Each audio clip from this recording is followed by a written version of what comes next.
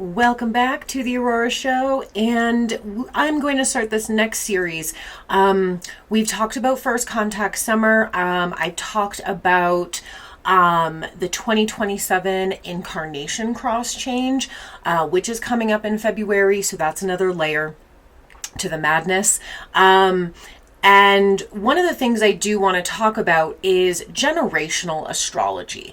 So I think in this current day and age and this current climate, understanding the generational archetypes is very important because I can't speak for past generations, right? I can only go off of our kind of current generational archetypes, but it's very interesting to me because it seems like in this current age there is such large gaps consciously and energetically, perspective wise, between the generations right now.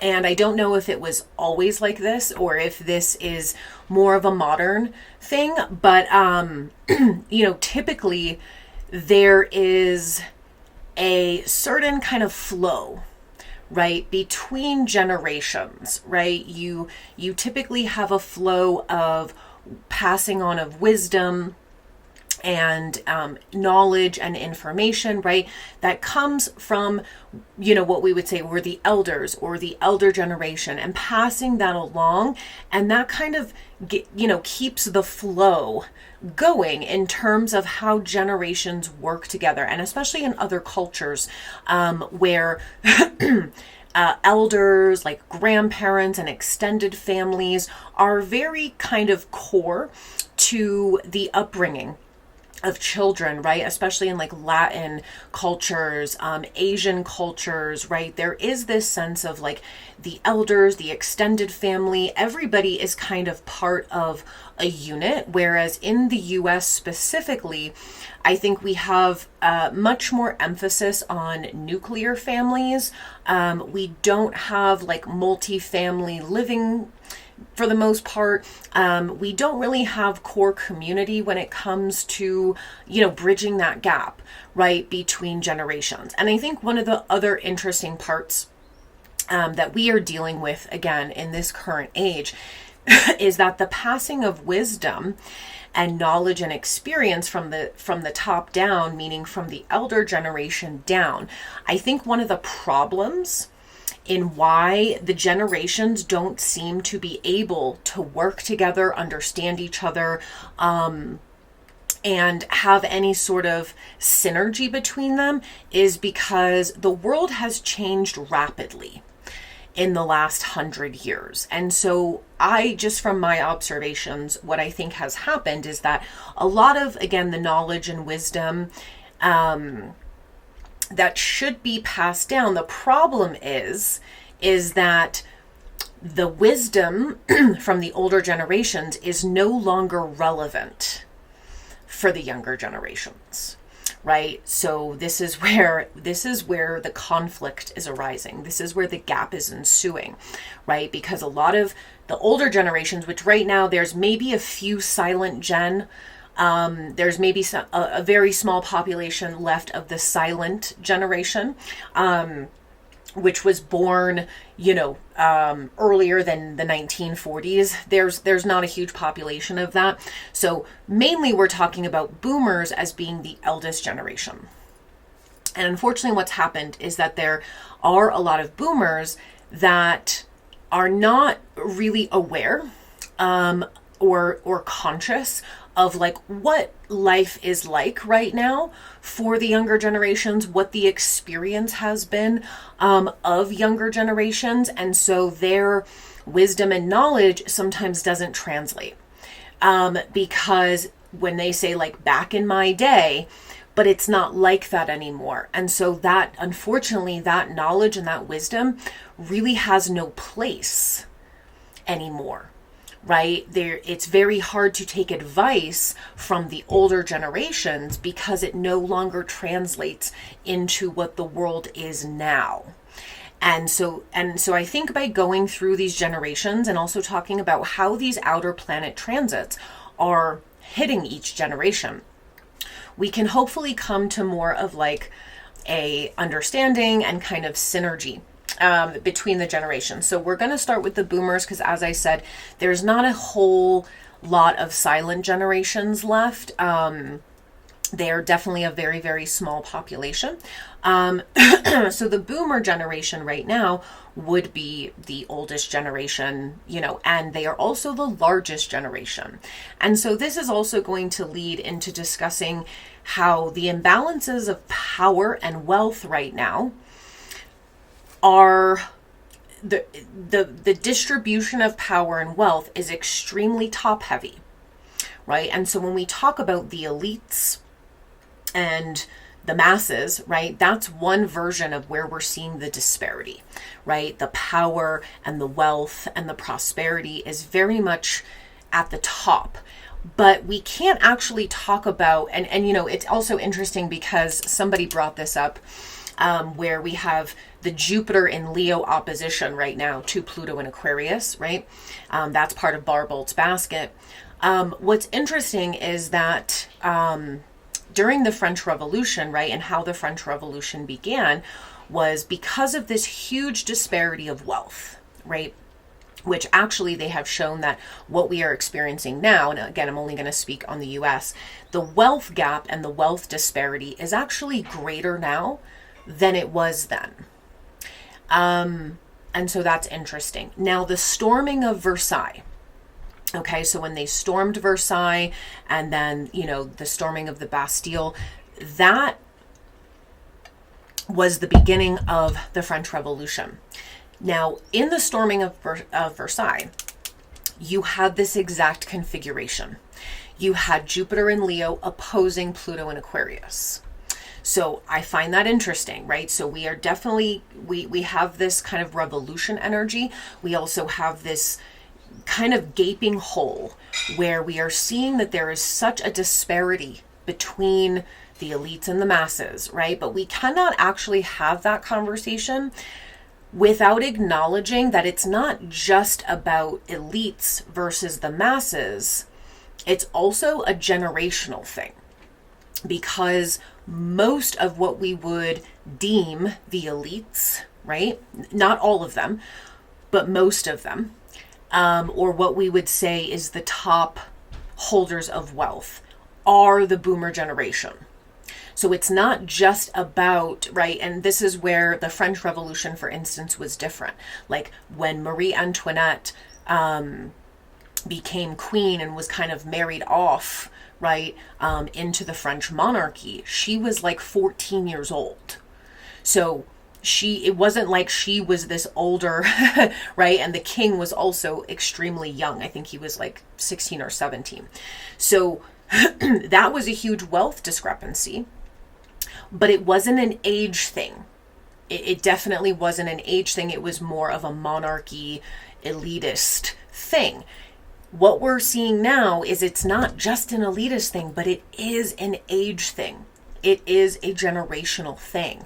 And I know that the boomer generation probably gets the most heat, and for good reason. And now I'm not here for boomer slander. I do actually love the boomers. And the thing is, when I get to the millennial generation, which is my generation, millennials were raised by the boomers in the majority, right? There might be some Gen X parents, vice versa, but the majority of millennials were raised by boomers. And so I believe that this is why these two generations in particular are the most kind of focused on, the most kind of slander happens to the millennials and to the boomers as a whole. So I'm not here to I can give my own experience, but I want to kind of look at this in an objective way, right? But we do know there are certain things, right? There are certain stereotypes, there are certain facts, there are certain perspectives about each generation that are true.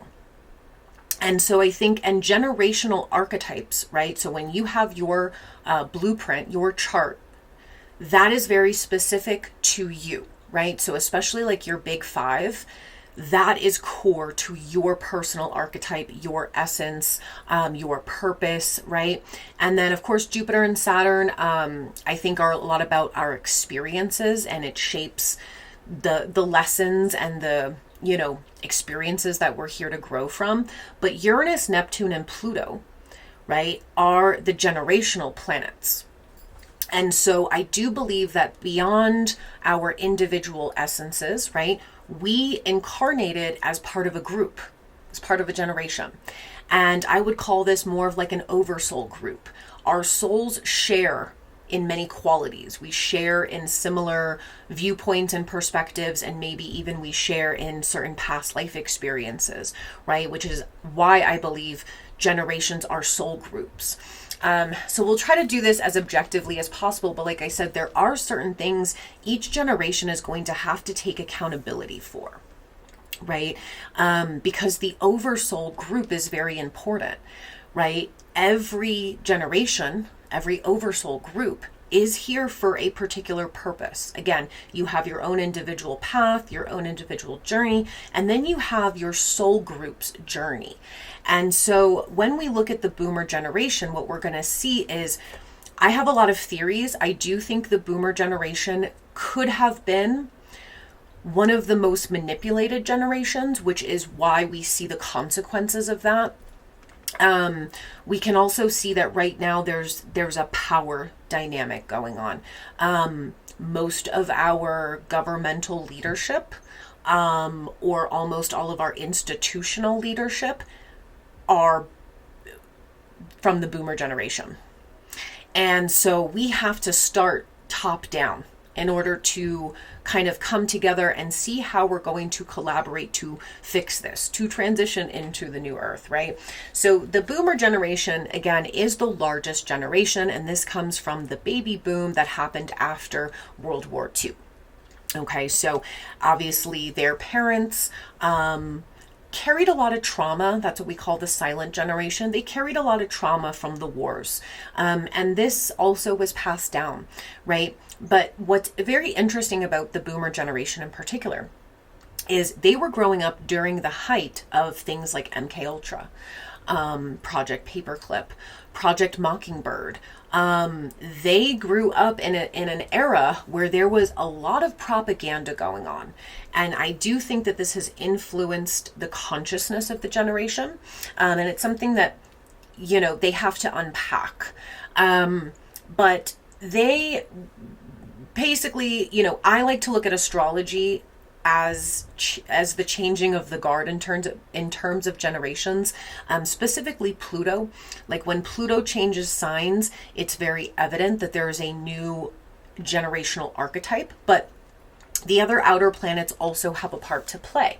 So 1946 to 1964 is the boomer generation. Now this will include, right, so a huge majority of the boomers are going to have Pluto in Leo, and that was from 1946 to 1957.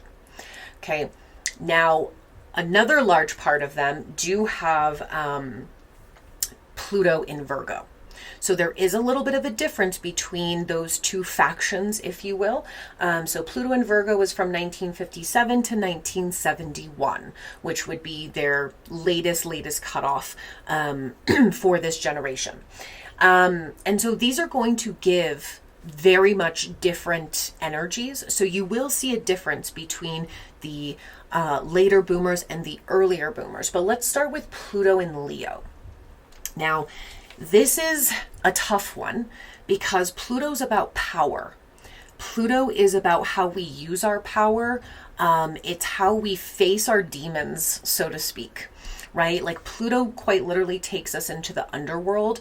And this is where we have to face head on our fears, our traumas, our wounds, etc., so that we can get our power back, basically, right? But in the shadow side of Pluto, when it's unhealed, we essentially utilize those fears and those wounds and those traumas, and we actually use our power for negative. Because we're acting from those places. We're acting from the wounded place. We're acting from the place of fear. right? We're acting from the place of woundedness, and this can lead to very detrimental effects, right? So Pluto is an initiator, and we have to work with Pluto in that way. An unhealed Pluto generation, and this again, we don't often, you can work with the outer planets in your personal chart, and I think that you should, right? Uranus, Neptune, and Pluto give kind of a more multi-dimensional level in terms of how to work with your archetype. But where you will see the majority of the influence of these planets is in the oversoul group. There will be kind of a shared consciousness. There will be shared traumas. There will be shared fears, right? And as more individuals kind of work with their own outer planets and heal those shadows, it helps the healing, if you will, of the entire group. But this is where you'll see it play out, is within the generation as a whole, right? Pluto in Leo is a tough one because the shadow of Leo can be extremely narcissistic, very greedy, and extremely selfish. All the signs can have these shadows, but Leo in particular is ruled by the sun, right? And so it's a unique archetype because the sun is one of our main luminaries, right? And so when you have the shadow of Leo, right, the sun is bright, the sun is hot, the sun is loud, if you will, like you can't miss it, right? Like the moon, our other luminary, she's a bit more subtle. Sometimes you see her in the night sky, sometimes she hides, sometimes she's a sliver, sometimes she's full, right? She's a little bit more subtle and kind of requires more intuitiveness and more connection, right? The sun is loud. The sun is there. It shines, it's bright, like I said, it's hot. And so you can't miss it. It kind of takes up the space, if you will. So that's why the shadows of Leo, like a very unhealed Leo archetype, can be so detrimental because it's the loudest energy in the room. It's the hottest, it's the brightest, it takes up all the space. So unhealed Leo energy can be extremely detrimental. So can unhealed Cancer energy, okay? Because that leads to things like, and this was where the previous generation, the silent generation, had Pluto in Cancer, right? And so the deep wounds of that, I think, again, we have to look at what's being passed down the line. But Pluto in Cancer could be extremely emotionally volatile, emotionally dysregulated, manipulative. So again, I'm not super familiar with the silent generation because they would be much, much older than me. But they have those tendencies, right? And so if this was passed down, you get to the Pluto in Leo generation, where again, if this goes unhealed, it is what you see today. In mass. And again, this isn't an opinion, it's objective, okay? And it's not to shame any of the generations, it's just we have to be very clear on what our contracts are, what we are here to heal, what we are here to bring to the world, and be very conscious of how we use our power and how we affect change in the world. And when we don't do that, you get these generational stereotypes and you get these kind of conflicts between generations. And what we are seeing now en masse is a deeply unhealed generation. And again, it's not a shame, it's just a fact, right? And so the deep shadow of Pluto in Leo, again, that's going to be from 1946 to 1957, is an incredible selfishness. And this is why they call the boomers the me generation. And why books have been written about it, about how, and I think a lot gets blamed on the boomers. And like I said, I think some of that is fair. But a lot of that is inherited trauma that went unhealed. A lot of it is the time period in which they grew up. Like I said, this was kind of the height of propaganda, brainwashing, and really harmful things being done to the masses behind the scenes. And, again, those came out later. I've talked about this a lot in the 1975 church committees, where it was disclosed of like what the government was doing to essentially psychologically manipulate and brainwash the populations. And they were the prime guinea pigs of this. So we do have to give some grace in this area because they experienced probably the worst of it, right? And so what you get here is a very narcissistic generation. And if it can be healed, Pluto in Leo is about cheerleading other people. And this is where I think this generation can really shine, okay? Leo is a natural cheerleader, okay? Again, think of, we talk about the loudness and the heat and the boldness of the sun. The sun is also there to bring optimism. It's there to bring, anyone with like major Leo placements, right? They love to boost others up. They love to boost the confidence of others. Leo placements will be your biggest supporters. Okay. And that is a true healed Leo archetype, is when they are able to celebrate others, boost others, bring that joy, that optimism, that love of life, and really cheerlead other people as much as they cheerlead themselves, right? In the unhealed version, Leo wants all the recognition, all the validation, all the praise. They are extremely resistant to any sort of criticism, even if it's constructive criticism, and they take up all the space. They don't want anyone else to shine. They want to be the star of the show. That is the unhealed version. And again, that is what we are seeing in mass, right? And so their biggest power and their biggest strength. So if you're part of this generation, and you are one of the conscious ones, this is your contract. It is to shine out into the world, to bring that love of life. Like, if nothing else, the boomers do know how to have a good time. So I will give them that. But to boost others up, right? To cheerlead them, to support them, to bring that sense of yes, you can do this, we're here, and to kind of give that light and that sun's energy to shine, to let others shine. Okay. And that is where we have hit the brick wall. Because again, not all, right? This isn't a generalization, but the majority of this generation does not want anyone else to shine. They do not want anyone else to succeed. They do not want anyone else to be the star of the show, which is why we see our current, like I said, whether it's political or institutions or systematic leadership, they want to hoard the power. They want to hoard the wealth. They want to hoard the attention and the validation and the title. And they're unwilling to pass it on, right? Now, when you get to the later boomers who have Pluto and Virgo, I think this is a very different breed, okay?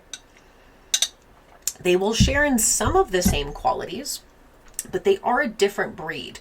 So Pluto and Virgo, the unhealed version here, is workaholism. And I think this is where they also got this generation really, really good, right? Was they convinced them that if they work their way up the ladder, if they work until they're 65, right?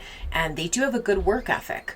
If they basically bleed themselves dry, they will be rewarded with a 401k and a retirement plan and Social Security and all of these things, right? And so they took advantage of the Pluto and Virgo, if nothing else, is they know how to work hard.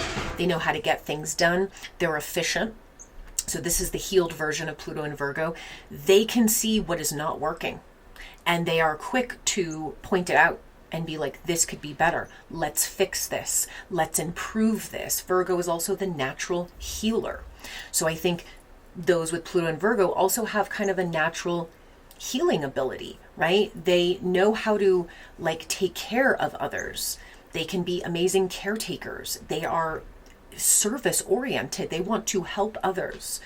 They want to fix things. They want to make things better. They want to make things more efficient. But instead, unfortunately, the unhealed version is they can be extremely neurotic, overly critical, nitpicking, and obsessive over work. And so it's an interesting mix between kind of the early boomers and the later boomers. And Pluto was in Virgo again, 1957 to 1971. And so I think when you combine these two, they can be such brilliant kind of supporters and cheerleaders and helpers and healers. Now, when we talk about Neptune, so Neptune has a little bit of a shorter transit than Pluto. So in any generation, again, I typically look at the generations as Pluto-based generations. However, when you have something like the baby boomers, it was such a large generation that you end up having kind of a split. But with Neptune, you're probably going to mostly have at least 2 different Neptune factions within the generation, because Neptune has a faster orbit than Pluto. So the early boomers, so from 1946 to 1955, you mostly have Neptune in Libra. Okay, so remember, Neptune is our magic. It's our consciousness. It's the way we bring a higher perspective to the world. Neptune is also a spiritual healer. So here is where we find the other layer of the generation. Okay, Pluto's about power, how we use our power, and how we face our unhealed selves head on so that we can be healers, right? You cannot heal from a place of sickness. You cannot heal from a place of woundedness or trauma. Okay, so it's about regaining the self-power so that we can help empower others. Now, Neptune is where each generation is going to have a vision, an ideal. They're here to kind of bring this new vision to the world, right? And to bring a different perspective. Now, the shadow of Neptune, right, is where that ideal becomes a delusion. It becomes disassociated from reality. It's an illusion, right? And so we will see through the generational archetypes that every generation has this. We can see easily where each of us fall into delusion.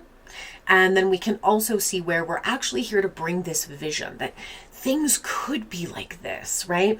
So Neptune in Libra. Libra is all about contracts, partnerships, relationships. It's the art of reciprocity, right? It's the art of fairness and justness, right? And so I think, obviously, again, especially during the 50s and 60s, right, there was a huge civil rights movement. So not necessarily that some of the boomers might have been, of a older age, like late teens or early 20s during this time, but a lot of them were also kids. But this, nonetheless, is part of their psyche. It's part of their world perspective, right? They were here to bring a vision of what is fair, what is just, what is right to the world. They were also here to bring this maybe new vision or ideal in terms of relationships, right? What are relationships built upon? And how do we keep good relationships? How do we keep harmonious relationships? What is marriage supposed to be, right? But we can also see where there's delusion, okay? And so the delusion with Neptune and Libra is going to be that there's a fog in terms of what is fairness, okay? So that can cause issues with not really realizing that something's imbalanced. We have the rose-colored glasses on and we think everything is fair, but it's actually not. We can have total misconceptions in our relationships. We can choose the wrong partners. We can maybe, and I'm sure they experienced a lot of this, marrying, right? And being pushed into that marriage and white picket fence, like ideal, right? Which I think that also happened to them, right? It was this they got sold a dream about the marriage and the kids and the white picket fence, and they only one person needed to work, right? And you could have a beautiful home, and you can go on vacations, and you can have 2 cars, and you can have a bunch of kids, and we're gonna give you this dream. It was a delusion. it wasn't real. And so that's part of the Neptune. But their vision for the world, I think, and to really utilize this Neptune, is to bring this vision of, what is our new ideal? What is our new perspective on maintaining good relationships? And again, this is an interesting factor because I think the boomer generation is probably one of the first. Again, I if I was alive in previous incarnations, I don't remember. But I would say that modernly, they are the first generation to experience estrangement from their children, from their grandchildren, and from their families. So again, I think that the Neptune has to be healed here to really understand what it means to have a relationship, to keep a balance, to keep reciprocity, right? That's going to be part of that Neptune in Libra. Now, the later boomers, 1956 to 1970, had Neptune in Scorpio. And this one is tough, especially when it's combined with Pluto in Virgo, right? So we can see that the earlier ones, so 1943 to 1955, it would be Neptune in Libra combined with Pluto in Leo. So again, that can be a really dangerous combination because there can be selfishness, there can be narcissism, and then there can also be a complete illusion that they have good relationships, that they are balanced, that things are fair, and that there's equal energy exchange, that there's reciprocity. There can also be, I would say, another version of Neptune in Libra would be creating the facade that everything is fine, because this is a Libra quality. Everything's fine, everything's perfect. What do you mean? And so it's putting on this show. It's putting on this complete facade, wanting other people to see you as rich and successful and you have the perfect family, but behind closed doors, shit is hitting the fan. That is another quality of that faction of the boomer generation. Okay, it is a total performance, but it's not real. Now, Neptune in Scorpio combined with Pluto in Virgo is a little bit more intense, actually. So Neptune in Scorpio, again, unhealed, right? It can lead to intense paranoia. And again, combined with Pluto in Virgo, which the deep unhealed shadow of that is a lot of anxiety, a lot of worry, a lot of stress, a lot of micromanaging, just overall kind of OCD tendencies, complaining, nitpicking, right? And combined with the shadow of Neptune and Scorpio, this is where we are paranoid, right? Because remember, Scorpio is about looking beneath the surface. It's about seeing what's really going on. And sometimes that means that you have to trust your intuition, that even if it looks all pretty on the surface, underneath, shit is not good, right? So you again, it's very interesting with the differences in the splits here of this generation. This combination can produce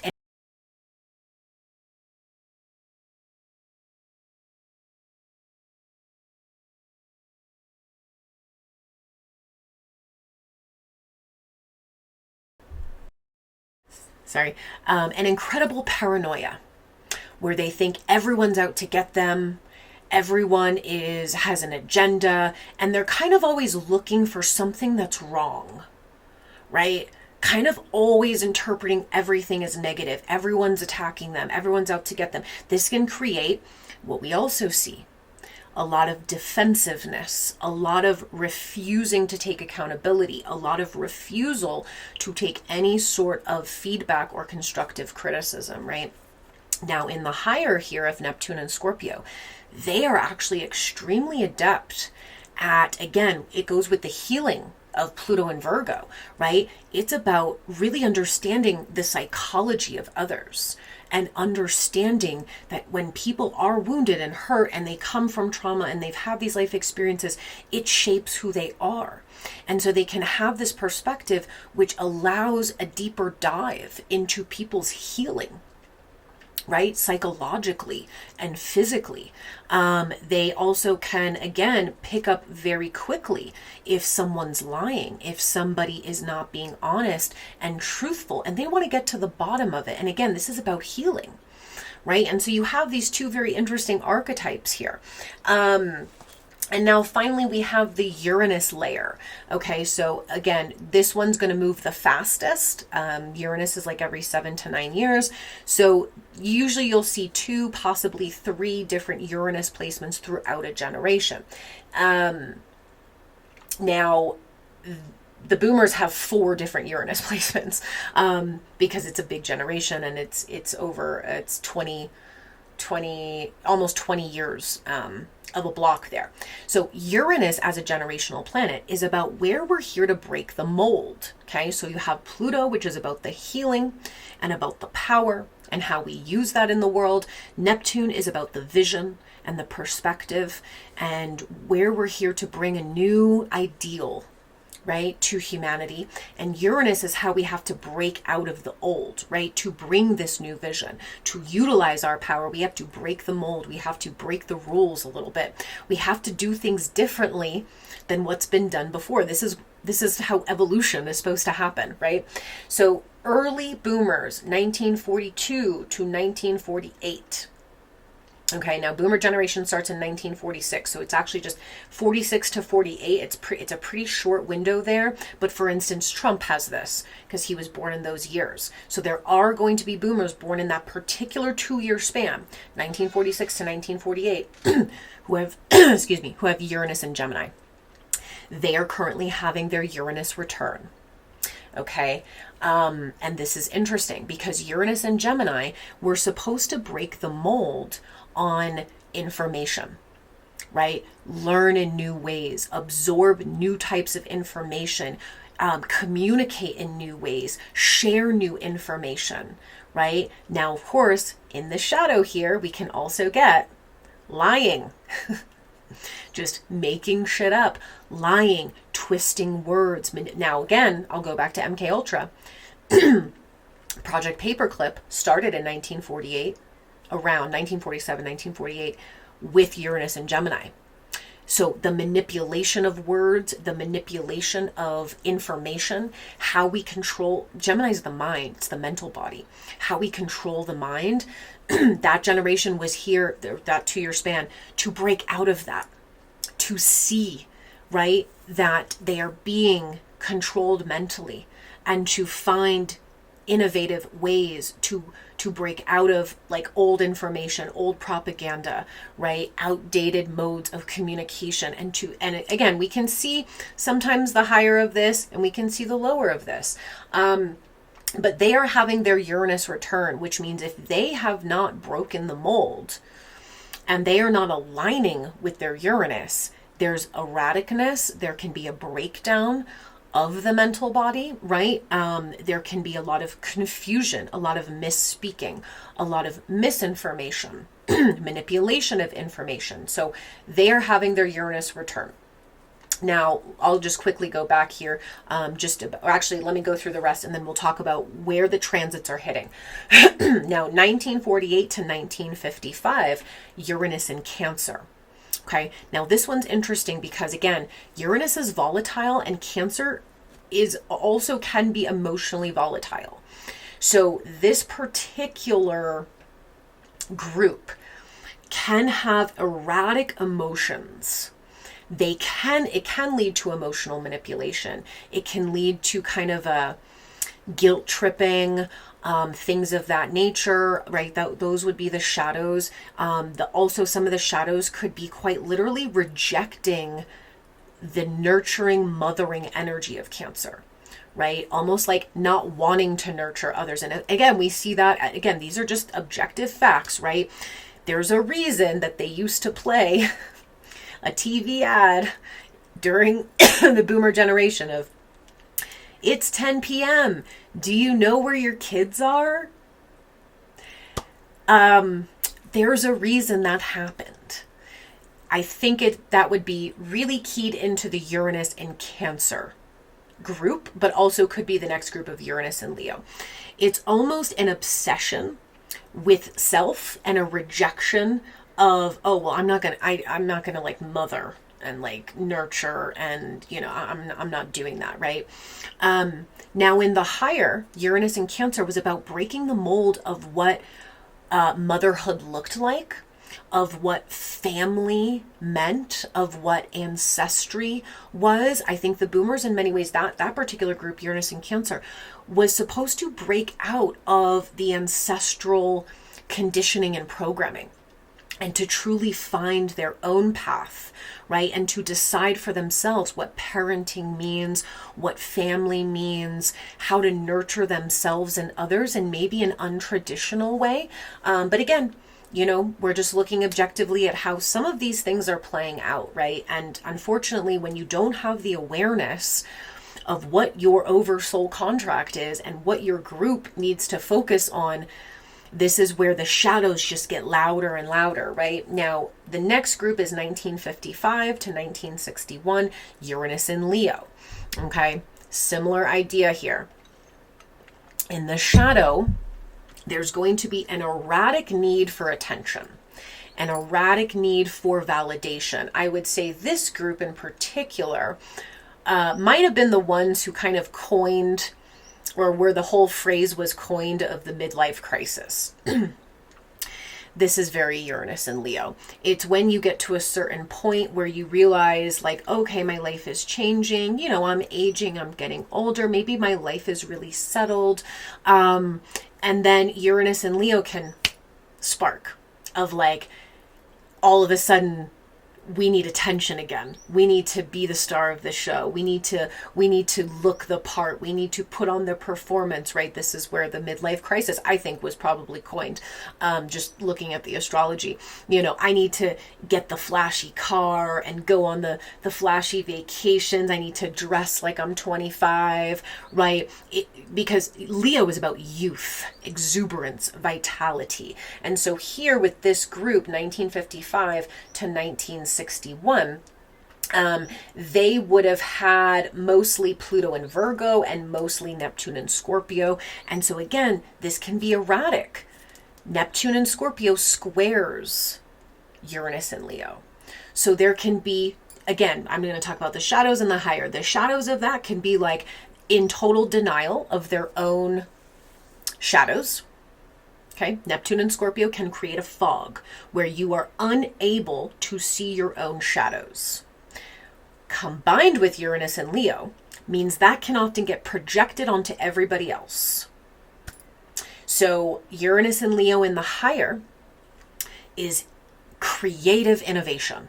It is about reinventing yourself all of the time, right? And again, we have that cheerleader aspect come in to bring that, like, that spark. Uranus is electric. He's exciting. It's about bringing that excitement to the world, to remind everyone, like, hey, we're here to have a good time, right? We're here to be creative and to fall in love and be full of happiness and vitality. And that is what they can truly bring. And they can bring a very innovative, creative juice, which again, a lot of them might have experienced where, they did create a lot of things. And so it's kind of like the spark of creativity can come through that group really, really clearly.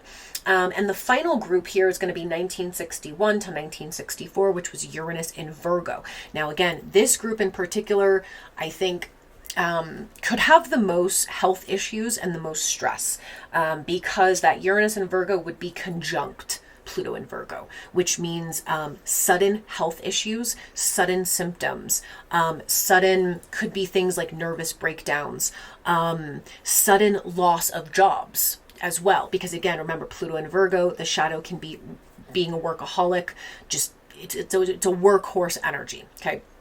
Uranus combined with that could mean there could have been sudden losses of jobs, sudden losses of income, right? That made them kind of spiral. But overall, that was trying to get them to slow down, get them to stop workhorsing, to turn within, right? To focus on their own healing.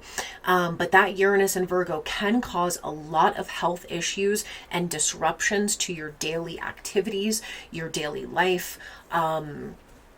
However, in the higher, this particular group, 1961 to 1964 with it conjunct Pluto. Truly innovative healers, or truly some of the most service-oriented people, where they might even specialize in things like mental health issues, because Uranus in Virgo can cause mental health issues. It's an erraticness of the nervous system in the body, right? So they could even specialize in, and again, they would have Neptune and Scorpio, mental health issues, helping people heal psychologically, dealing especially with people who either have a mix of somatic symptoms, health issues, and emotional issues. But that group in particular can bring such a healing service to the world. And again, you'll see how these different factions work, right? But such a healing presence, but probably have to heal themselves first. And that might come through, again, sudden symptoms, sudden health crises, maybe even like nervous breakdowns, things of that nature, because they have to heal themselves first before they can heal others, right? So let's talk now about some of the transits that are impacting here. So the Pluto in Leo, let's start with that. Jupiter is now in Leo. Jupiter will be in Leo until next June. So Jupiter is conjuncting the Pluto in Leo here. So what I think is going to happen is, remember, astrology is not good or bad. Astrology is neutral. Okay? We have to remember that. There are such things as good transits, for sure. There are good transits and beneficial transits. We can say sometimes there are good placements, but there's no such thing as a bad transit or a bad placement. That astrology it doesn't work like that. It is data. It is simply planetary movements that not even cause, but bring a particular energy. The way we respond to these transits, the way we respond to our placements, is a choice. Okay, so it's all neutral. It just depends on our perspective and our choices. But what I will say here is Jupiter in Leo conjunct the Pluto in Leo generation is going to do two things. And again, this is neutral. It depends on the person. Okay, and it depends on the group and the oversouls and how they're responding to it. For one, it can highly exaggerate their ego. Okay. So you could see, like, for instance, right, like I'm watching this whole circus go on in Congress where, unfortunately had one senator that died, Lindsey Graham, suddenly without a lot of explanation here, kind of some weird stuff. And then you've got Mitch McConnell, everyone's asking for proof of life. Is he dead? Is he not dead? What's going on, right? That is something we might see here, is that Jupiter over the Pluto is going to exaggerate and highlight this generation in particular. Okay, it's going to bring a lot of attention, wanted or unwanted, to the Pluto and Leo generation. Remember, Jupiter, yes, she's a benefic, and I know in ancient and Hellenistic astrology, it's like, oh, it's just full of blessings. We know in modern times, Jupiter doesn't always bring blessings. Sometimes she brings the elephant into the fucking room and makes us all address it. Okay? And it's uncomfortable. She's going to blow up the attention, the spotlight, and the virality, if you will, of this generation. Okay? All eyes will be on the Pluto in Leo, specifically that faction of the boomers. Okay? For better or for worse, they are in the spotlight, okay? So this can also, on an individual level, exaggerate their shadows. It can make them very, very loud. Now, this can hopefully create healing, accountability, or it can create chaos. Now, on the plus side of this, though, they have the opportunity to shine, to really bring their strengths and their power and their skills and their wisdom and their qualities to the world. That's going to be up to each individual, but hopefully if enough individuals choose that, the oversoul group as a whole starts to evolve. Now, the issue with this, okay, is that we have Pluto in Aquarius. Pluto has been in Aquarius for the last year and a half. This particular generation is in a Pluto opposition. That is tough. And when you get to that age and you're in a Pluto opposition, the best way I can describe it is it's evolve or die. I don't mean to be frank, but that is what it means. It's evolve or die. When Pluto faces off with Pluto, there's not much wiggle room there. And so Pluto in Aquarius is actively forcing us all to deeply face what is going on in our systems, in our structures, in our consciousness, in many ways. Aquarius is about reality, how reality works. Is it a simulation? Is it a matrix? Is it a divine reality? These are questions of Pluto and Aquarius. Aquarius is also groups of people. So the power is gravitating towards groups of people. Okay? That it's about humanity and the collectives, not about sole individuals, right? Leo is like the king or the queen, and Aquarius is the people. So it's evolve or die. You either use your power for good to help the people, to benefit humanity, or you don't. But with Jupiter conjunct the Pluto, blowing up the spotlight on this particular generation while having a Pluto opposition, it's extremely intense, okay? Now, the other thing is that we currently have the nodes, the South Node and the North Node are at the 0-degree axis point of Virgo and Pisces, okay? So for my boomer generations who have Pluto and Virgo, or if you did have Uranus and Virgo in those later years, you've been going through quite an intense South Node transit for the last year and a half, since January of 2025. When the South Node is in a sign, it forces release, it forces change, it's a reckoning. We have to deal with the South Node in order to embrace the North Node. That is how the nodes work, the nodes of fate, the nodes of destiny, right? It's a mood shift, but the South Node will not let you escape it. Okay, it's not something you can deny or look away from. The South Node will force you to face it. Now, the South Node has been in Virgo. So at some point, depending on your degrees, the South Node hit on your Pluto, if you have Pluto in Virgo. And if you have Uranus in Virgo, it is also hit on that Uranus. Okay, it was forcing us to deal with the Virgo energy, which is, hey, are we micromanaging? We're trying to micromanage reality.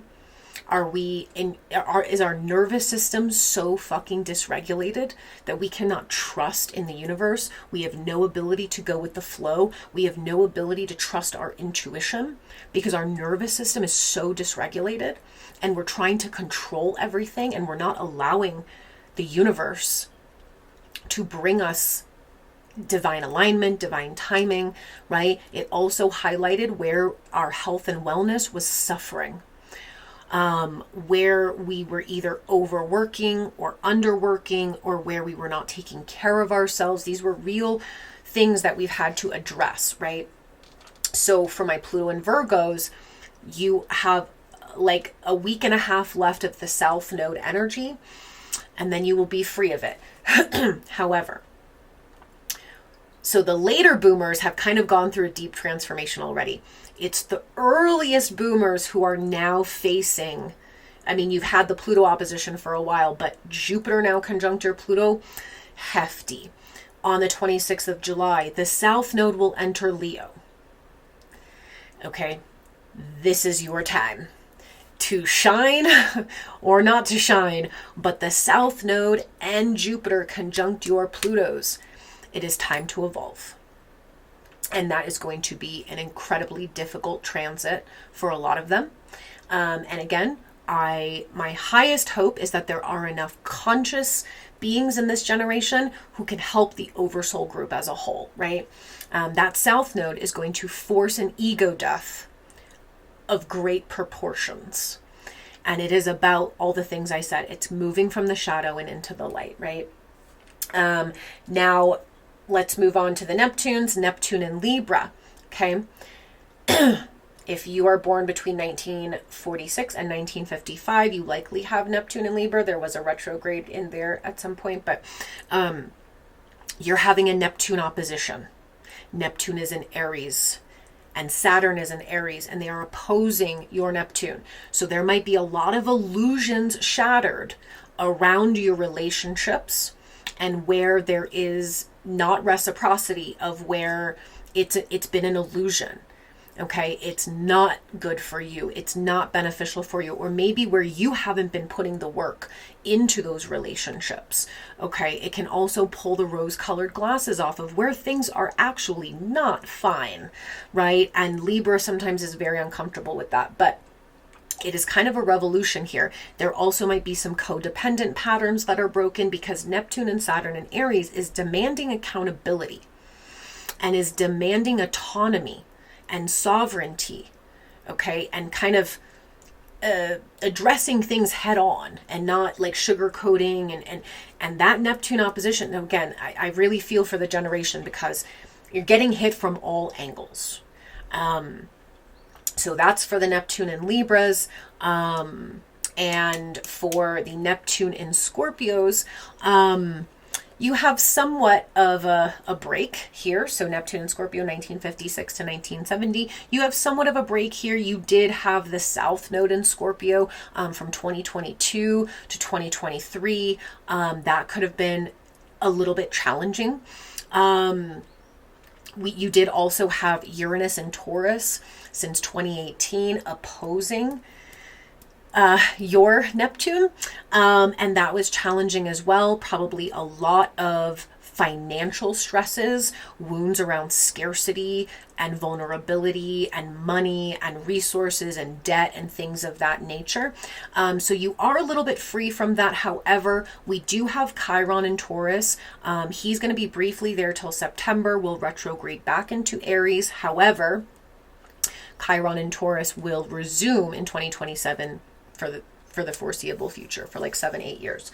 So right now you do have Chiron and Taurus opposing Neptune and Scorpio. This is going to peel back additional wounds that wasn't healed with the Uranus Taurus opposition.